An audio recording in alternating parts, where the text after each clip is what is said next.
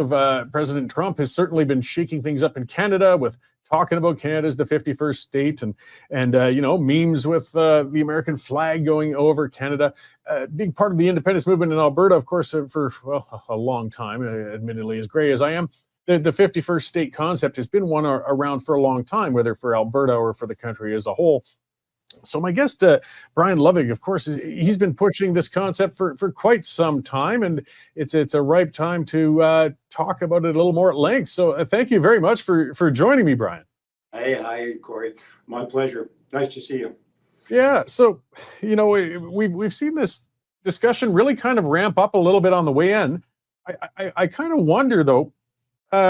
We saw more people starting to chew on the concept now that, President Trump threw it out there and made them start to think about it. People say, there's a lot of advantages we could see with it. But part of my view is what happened lately with just kind of the tariffs and other stuff is it might have set it back a little bit. I mean, people might be open to the concept, but people don't like a forced marriage. They kind of want to join in willingly. Where do you think things are sitting right now that there's been kind of some tensions opened up? It's hard to say in terms of percentages. I mean, many Canadians, certainly that I've spoken to, are not in favor of it. Many Americans that I've spoken to are in favor of it. And I'm a dual citizen, so I'm kind of between both places. And it's kind of interesting to hear all of the comments from the people. And my view is that there's advantages and there's disadvantages to everything. And one big advantage is if Canada belonged to the U.S., immediately you're covered by their constitution, and you have freedom of speech, you have the right to defend your life, and you have all kinds of things, Cory, that you don't have in Canada. Canada doesn't have a constitution. Many people think that it does. I mean, it doesn't. It has a document that's full of notwithstanding, and you can do this if we agree, and all of that. And I mean, so the Constitution would be a big win. Is that enough reason to join a country? I don't know. I mean, again, there's so many things on both sides. But Trump certainly has, he's coming at this stronger than I would have ever guessed. And I don't know where a lot of this stuff has even come from.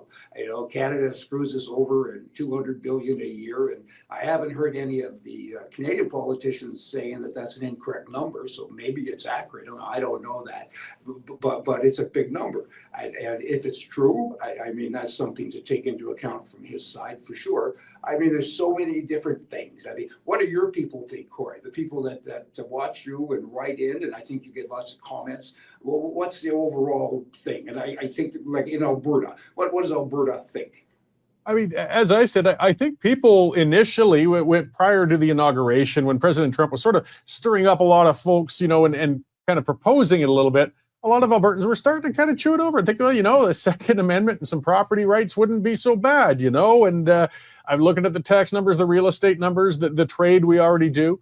But as I said, then when he sort of came on like a freight train with the tariffs, that's when people suddenly kind of, I think, dug their heels in a little bit. Hold your horses now. We were thinking about it, but now you're kind of poking a stick in her eye, and they get a little more tepid on it. So I think it kind of made a step forward and then a step back. I think it needs a little more time. I mean, think of it as you're in a very, very unhappy and abusive relationship, but you're a Christian guy and you don't want to get divorced, and you just take it every day. And she hits you with a 2x6 every day. On the odd day when she hits you with a 2x4, you say thanks, and you think things are getting better. And then all of a sudden one day you're out and a girl just makes this big push on you and come with me, and it throws you. It would throw you. I'm making this up as I go, and so that would throw you. You would stand back and be frightened and go home and try to make up with your wife again. And I kind of think this is similar to that. I mean, once you get over the shock of it and you start to think, maybe it's time to move out. Maybe I'm getting abused where I live. I mean, maybe I'm not allowed to go out. I'm not allowed. She takes money out of my purse and my wallet rather, and maybe it's time to move on. And I think when you look at all of, I'm not suggesting Canada should move, but either you repair your relationship or you move. You have to do something. I mean, to live like you live is not nice. I mean, I'm taxed to death. I have no freedom. I have no rights. I mean, there's a lot of things that aren't very nice. And another thing, I'm on this rampage here, Cory, that's okay. But if it really is $200 billion a year, that's like me owing you $10,000. And when we're having a beer, I brag to you how I'm flying first class to Honolulu for the weekend. I mean, that's not nice. You know, I should pay you. And I'm sure you would bring that up. And you know, so Canada has got to kind of pay attention here. Either we have to get happy at home, or we should look for a new spouse. Well, that 200 billion a year figure, I mean, that's kind of what got under my skin a little bit, because it's kind of a mischaracterization of our relationship. That's a trade deficit, not a subsidy. And President Trump keeps calling it a subsidy. I mean, I know. As one of our other reporters we worked with mentioned on a show I did recently, is, you know, if I go to Safeway and I spend more than Safeway buys off me, it doesn't mean I'm subsidizing Safeway. I'm just a bigger customer than they are from me. It's confusing the way it's delivered, and so it's hard to understand. I mean, but another thing, from the American perspective, I mean, you have to look at, do you want Canada? I mean, 70% or close to 70% of all Canadians have never voted Conservative, ever. And so you really want them to join your country? I mean, if you did an allocation kind of based on the California and other state formulas, you'd have like 50 some odd seats in Canada. And I don't think the Republicans would ever get elected again. So you got to kind of be careful who you're leaving your wife for. I mean, you might end up with somebody that you don't like. And in this case, what I'm saying is it would be the opposite of that. Well, yeah, and I'm glad you brought that up, because from a Republican point of view, this would not be good for the Electoral College. I mean, and we talk about the 51st state. Realistically, with the size of Canada and even the population, it would be, if in this theoretical world we merged, it would be more like there'd be 5 or 6 states perhaps, and at best only one of them would be a red one. Absolutely, yeah, and you know, I'm an Albertan and born and raised and so on, and I mean, I'm a separatist. I've always thought Alberta should be its own country, and I think Alberta should be the 51st state or its own country, one or the other. I mean, I think you start expanding into all of Canada, I think that's problematic for both countries, and certainly for the U.S. I mean, the last state to be admitted into the Union was Hawaii.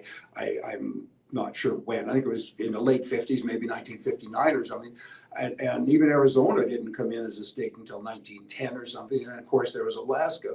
And I'm so old, Cory, I remember Alaska and I remember Hawaii coming in as states. And, you know, is it time for another one? Again, there's a lot of moving pieces here. And why Trump is so aggressive on this is interesting. And like he says, you know, he has said several times, I love Canadians, but I don't like their leadership. Well, you know, I got news for you. We don't like it either. Well, yeah, but and again, though, I think that it almost has had at least from our perspective, a detrimental effect. It's more like, yeah, I can't stand them either, but it's not your place to tell me that you got a problem with it. It's up to us to get off our butts and kick that clown out of Ottawa. I agree with you. I agree. But a lot of our people aren't getting off their butts to do it. And so that's an issue too. Yeah, and I mean, I love the U.S. You know, as I said, I'm still sporting a little bit of a tan from my Arizona time. I wish I could have spent a bit more down there. We do some business down there. I worked down there a lot on an L1 visa in years gone by in the oil field. And what I want to see, though, is a tightening of our relationship. I want to see, you know, at least from my perspective, freer trade. Let's develop that relationship. Let's get, you know, tighter together. And then actually, I think we would get closer to that potential Alberta 51st state. But unfortunately, what we see right now is some bigger walls going up. There are some walls going up, and people are working hard at adding more bricks to it. I mean, look at the NDP leader. He says, you know, the federal leader, he has made a statement about how dare you, you know, we'd never give up our health care. Well, for heaven's sakes, your health care? You mean that broken thing where you're 80 years old, your best before date is up, you get to be put on a 2-year waiting list for a new part? I mean, what health care is that? But that's how he's talking. It's more rhetoric and people buy into it, right, to the narrative, and it kind of gets bigger and bigger. I agree with you. There's a better way to do it for sure. But how do you do that? I mean, particularly with two countries that are they're just not even close to being aligned with regards to their politics. Trudeau is, you know, all the pinkos, like they're pink. And it's hard. It is. And you know, one of the things I don't like seeing on both sides is people, you know, using national anthems at sporting events to boo each other's anthems. It just, brings it to a personal one-on-one level, and people take it personally. Nobody in the USA likes to hear their anthem booed. Nobody in Canada likes to hear that either, even if you're uncomfortable with the leadership and you're ticked off. And it drives that personal wedge between people, which I just hate seeing, because again, the Americans is still our closest ally and friends. I mean, culturally, we're still very tight with each other. You don't see a huge difference when you travel south of the border. There's differences, but they're not huge. It's not like when you travel to Europe or Asia or even South America. And to start, getting personal with each, I just don't like seeing our relationship disrupted like that. I agree with you 100%. It's not very nice. And the relationship should be better and stronger. But again, it's all political. A lot of it is political. And the people, I think, are okay. They kind of like each other. And the Canadians add a lot to the economy of, I live in the Coachella Valley in California, and I don't know the percentage, but I'd venture a 30% guess of all the people there are Canadians in the off season in Canada, and it's nicer there right now than it is in Calgary. Oh, yeah. So I don't know. I mean, Canadians are a little brainwashed because we all watch American television, and we think we have rights, and we think we have freedom, and we think if somebody breaks into our house that we can hit them on the head with a bat and protect our home, and it's not the same. So there's a lot of that kind of mixes into the argument, and then you get the tariffs that go into it as well, which is a separate issue, but that comes into it, and so everyone now is fighting. And not fighting, but they're arguing. And as you've already pointed out, I mean, there's a nicer way to do this. Yeah, well, President Trump has come in kind of stirring the anthill, and then he's going to see what he can put together afterwards. He's doing that all over the world right now. He seems to have turned his eyes away from us for what'll probably be a few weeks anyways, and maybe we'll get some stuff in order. Something people asked me when I came back from Arizona, was what were you hearing from Americans you were talking to down there? And to be honest, at that time, anyways, I mean, the news on the potential tariffs was huge in Canada because I was still watching Canadian news. And most Americans, I mean, there was big news with Trump and what he's going to do, but the tariff thing wasn't really on their radar or concerns about Canada. Has that changed now, though, now that it kind of came to a head since the inauguration? I think Canada's in the news more, up until recently on Fox News and Newsmax and even CNN, there wasn't a lot of Canadian content, and there is now. You go to even BBC and other, networks, mainstream networks, and there's a lot of Canadian content. And so it is talked about, and Americans now are paying more attention. And, Canadians used to go to, even me, I remember going to the States asking cab drivers about, different things in Canada. They don't have a clue. And now they do more. So Canada's more kind of out there. And I think tariffs are part of it. The 51st state thing is the biggest thing, though, in terms of conversation.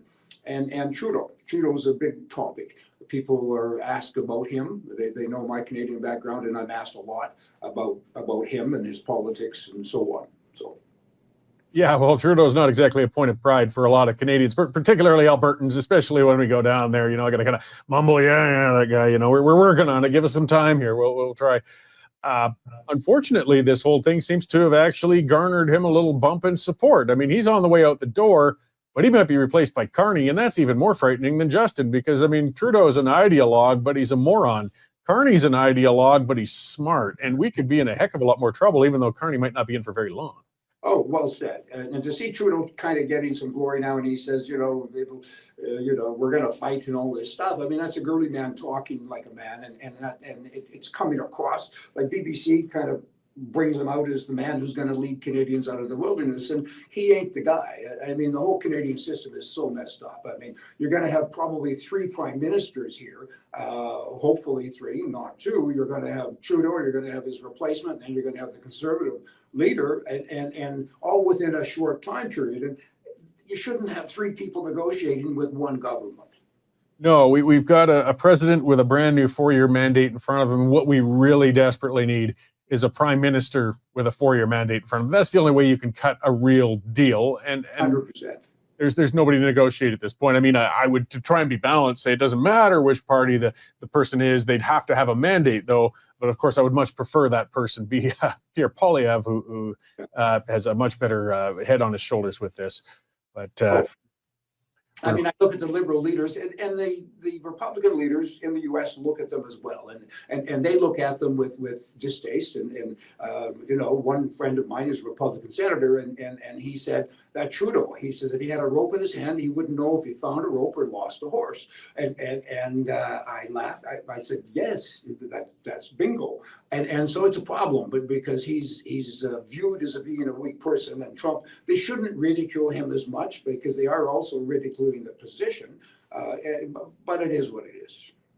Well, we just got to keep doing what we can. Politics is an ongoing game. There's never, a finish line or a win. You just keep playing and hope that you're doing better than one year than the last. So before I let you go, where can people find you, or what your commentary is on it? I guess it could be interesting to watch this as it unfolds over this. We're in for a very interesting year, if nothing else. Oh, well, we are. Trump keeps it interesting. I mean, every morning you wake up, you have to rush to the internet to see who he's calling names or what country he wants to take over. He's kind of acting like Napoleon. I mean, I don't know where all this came from. We have Panama and the Gaza Strip and the blah, blah, blah, and Greenland. There's a lot of countries this guy wants to have, and it's just interesting. I mean, he thinks he's back doing the Louisiana Purchase or something, but, every day it's interesting with him. And we'll see where it goes. He's only got a couple of years, Cory, to do this before the other round of elections. So, he has to go fast. And is he ever going fast? Here's a guy that drinks a dozen bottles of Diet Coke a day. And I don't know how he has time to do that with all of the new rules that he's putting into place. True enough. Well, thank you very much for joining me then today, Brian. Maybe we'll talk again soon as we see this unwind, or talk about the relationship once we get a permanent prime minister and see where we go from there. Well, thank you, and I'm going to have my guy put this show on writeforcanada.ca and writeedition.com, where I yip and yap all of the time about politically right is right, left is wrong. Cory, and I thank you so much. It was a pleasure to meet you online. Excellent. Okay, we will talk again soon. Okay, bye-bye.